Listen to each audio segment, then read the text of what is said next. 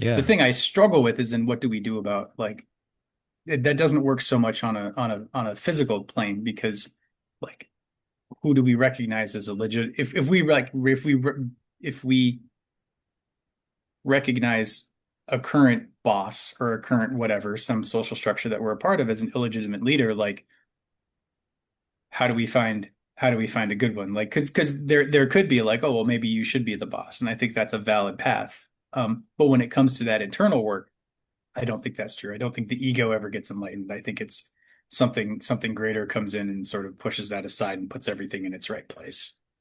So Yeah, that sounds really good. I would say on the political level, you ask the question, what if the leadership is really terrible, is really wrong and illegitimate? The real leader, there isn't this story isn't about that, but yeah, maybe Richard the Lionhearted in this story comes back and he's even worse than his brother John.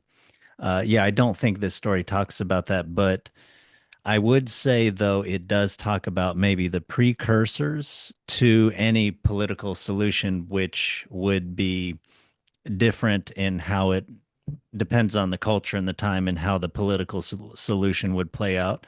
But I think this and many spiritual leaders who do not want to become political leaders, Buddha, Jesus, etc., um, the prophets of the Hebrew scriptures, hmm. and of course that is all about how God keeps telling them, you know, how He'll sort of be their leader and speak through the prophets, but they still want a king.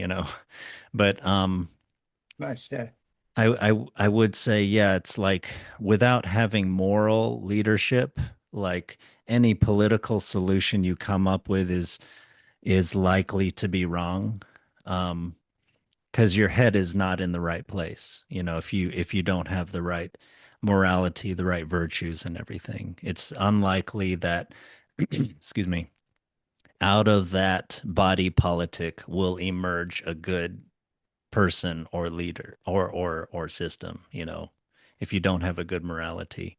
So I would say this does address it in that way. And